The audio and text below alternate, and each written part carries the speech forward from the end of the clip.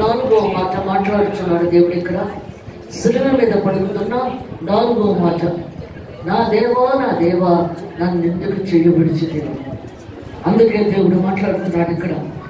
సర్వ సృష్టికర్త సర్వోన్నత దేవుడు అయిన యేసు ప్రభుతోనే ఉన్నాడు యెహోవా దేవుడు. అందుకే దేవుడు మాట్లాడుతున్నాడు కదా. ఒక కుంటివాడు నడవలే స్థితిలో ఉండగా గుడి మెట్ల మీద అడుక్కుంటుండగా యోహాను పేతురు వచ్చేస్తున్నారు. అప్పుడు ఒక ఆయన అడుక్కుంటున్నాడు ఇక్కడ. అప్పుడు పేతురు అంటున్నాడు, వెండి బంగారాలు నా దగ్గర లేవు, కానీ నాకు కలిగినదే నీకు ఇస్తున్నాను. నాకు కలిగినదే అంటే దేవుడు నీకు కలిగిన వాడు, నీతో జీవించేవాడు, ఆయన నీతోటే ఉండాలి. పేతురు అంటున్నాడు కదా, నాకు కలిగినదే నీకు ఇస్తున్నాను. నజరేయుడైన యేసు నామాన్ని నువ్వు లేచి నడుమనేటప్పుడు కల్లా దిక్కులు లేచి గొంతులు వేయడం మొదలుపెట్టాడు. అతను అనుకున్నాడా? అనుకోలేదు. దేవుడు చేసిన కార్యాలు కంటికి కనిపించము, మనుషులు దానికి అగోచరములు. అదే దేవుడు మాట్లాడుతున్నాడు ఇక్కడ మూజ చేయగల వారితో అంటున్నాడు యేసు ప్రభు. శాస్త్రంలో పరిశీలి కూడా పరిశీలిస్తున్నారు యేసు ప్రభుని. ఏం మాట్లాడతాడో, ఎలా మాట్లాడతాడని ఎదురు చూస్తూ ఉన్నారు అక్కడ. అప్పుడు ప్రభు అంటున్నాడు, నీ పాపములు క్షమించబడ్డాయి, నీకు స్వస్థ అయిపోయింది. ఎలా ఉన్నాడు దేవుడు అక్కడ. పాపములు క్షమించడం నువ్వెవరు? పాపములు క్షమించే అర్హత యేసు ప్రభుకే ఉంది. అందుకంటున్నాడు ఇక్కడ, తన ప్రాణము రక్తము మనకి ఇచ్చిన దేవుడు ఆయనకు పాపాలు క్షమించే అర్హత ఆయన లేకపోవడం ఏమిటి? అందుకంటున్నాడు, పాపములు క్షమించడం సులభమా? స్వస్థత జరిగింది వెళ్ళు అని చెప్పడం సులభమా? ఏది సులభము? నువ్వేది సులభం అనుకుంటున్నావు ఇక్కడ. అందుకే దేవుడు మాట్లాడుతున్నాడు ఇక్కడ. దేవుడు చెప్తున్నాడు, నా దేవా నా దేవా నన్ను ఎందుకు చేయబడిచితివి. అందుకే చెప్తున్నాడు ఇక్కడ యోహాను సువార్త 14:10, మీ హృదయము కలవరపడనీయకుడి, దేవుని యందు విశ్వాసం ఉంచుచున్నారు. ఎందుకంటే మీ హృదయము కలవరపడద్దు, దేవుని యందు మీరు విశ్వాసం ఉంచుచున్నారు కదా. నా యందు విశ్వాసం ఉంచుడి, నా తండ్రి యందు అనేక నివాసములు కలుగు. అందుకంటున్నాడు ఇక్కడ. ఎందుకంటే నా తండ్రి మీద ఎలా నమ్మకం పెట్టుకున్నారో నా మీద కూడా పెట్టుకోండి. ఎందుకంటే తండ్రి ఆయనతోటే ఉన్నాడు, యేసు ప్రభుతోటే ఉన్నాడు. అందుకంటున్నాడు, నా తండ్రి మీద ఎలా నమ్మకం పెట్టుకున్నారో నా మీద కూడా అలాగే పెట్టుకోండి. ద్రాక్షావళి నేను, తెగులు నేను, నన్ను నల్లుకొని కూడా వచ్చినా బహుగా భరిస్తారు. నాకు వేరుగా ఉండేది ఏమీ చేయలేదు. మనీ ప్లాంట్ ఎదిగిపోయింది, దాన్ని కట్ చేసి పడేసావు, అది ఎండిపోయింది. అగ్గిపుల్ల పడేసావు, అది బూడిదైపోయింది. నీ జీవితం కూడా అంతే. నీ జీవితం కూడా అంతే. ఎప్పుడేం జరుగుతుందో తెలియదు. నువ్వు సిద్ధపడకపోతే ఎప్పుడేం జరుగుతుందో తెలియదు అక్కడ. అదే మాట్లాడుతున్నాడు దేవుడు ఇక్కడ. నా తండ్రి అనేక నివాసములు కలవు, లేని ఎట్లా మీతో చెప్పుదను. మీకు స్థలము సిద్ధపరిచి వెళ్ళిచున్నాను. నేను వెళ్ళి మీకు స్థలము సిద్ధపరిచినట్లా నేను ఉండే స్థలంలో మీరు ఉండలాగునా మరలా వచ్చిన ఎంతకు మనం తీసుకుని పోతాను. ఎందుకంటే నేను స్థలాలు సిద్ధపరిచాను, గృహాలు సిద్ధపరిచాను. ఈ లోకంలో ఎంతో ప్రార్థన చేస్తున్నాం, ఎంతో వాక్యం చదువుతున్నాం. మీ అందరికీ అక్కడ గృహాలు ఏర్పాటు చేస్తున్నాం. ఇది ఈ లోకంలో సిమ్ముటి కొట్టి చెదల పట్టేసి నీ గృహం రాజ్యం మీద రాజ్యం ఉండదు. కానీ అక్కడిది పర్మనెంట్ ఏంటి? నీ పౌరస్థితి మరి లోకమున్నది. నేను ఉండే స్థలంలో మీరు నా ముందులాగా మరలా నేను వచ్చి మిమ్మల్ని తీసుకొని పెడతాను. నన్ను ఎలా సిద్ధపడ్డావో దేవుడు తీసుకెళ్ళిపోతానంటున్నాడు.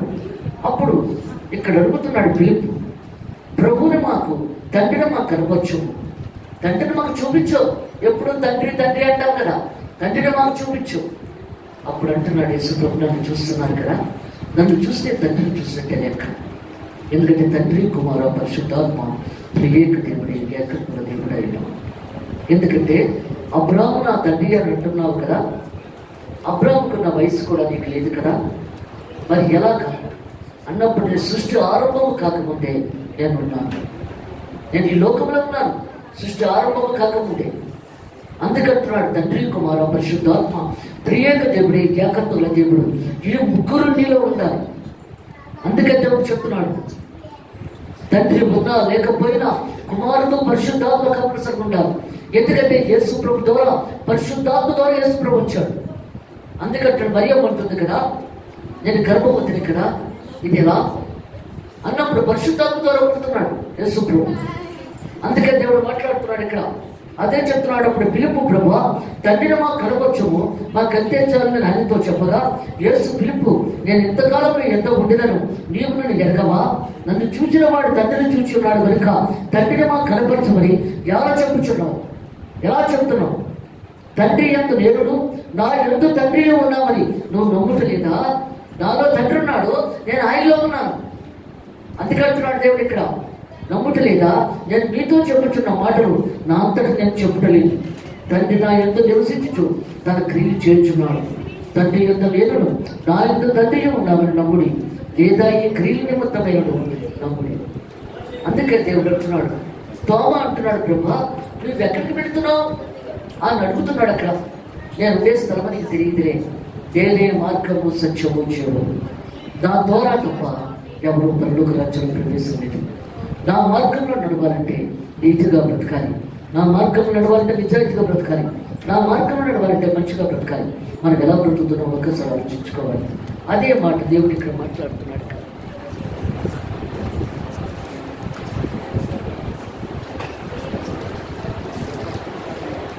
మత్తయి సువార్త 27వ అధ్యాయం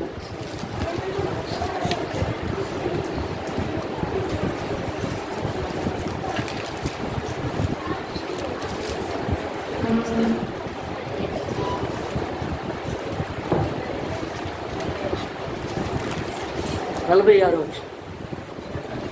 మధ్యాహ్నం మొదలుకొని 3 గంటల వరకు ఆ దేశం అంతటా చీకటి కమ్మెను. ఇంచుమించు 3 గంటలప్పుడు, మధ్యాహ్నం 3 గంటలకి ప్రాణం పోయిందానికి, పొద్దున 9 గంటల సిలిబెక్కిస్తే 3 గంటలకి ప్రాణాలు వదిలేడు దేవుడు ఇక్కడ.